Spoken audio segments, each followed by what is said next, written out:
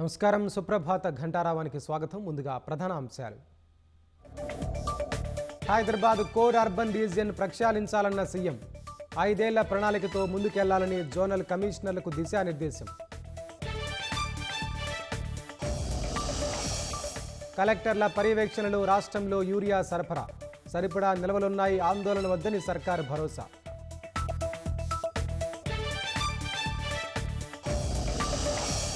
రాష్ట్రంలో శాంతి భద్రతలు అదుపులోనే ఉన్నాయన్న డీజీపీ.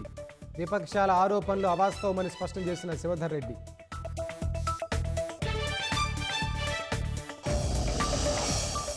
ఐబొమ్మ పైరసీ కేసులో మరో 2 ప్రమేయం. రవి ఇచ్చిన సమాచారంతో కూపీలాగే పనిలో పోలీసులు.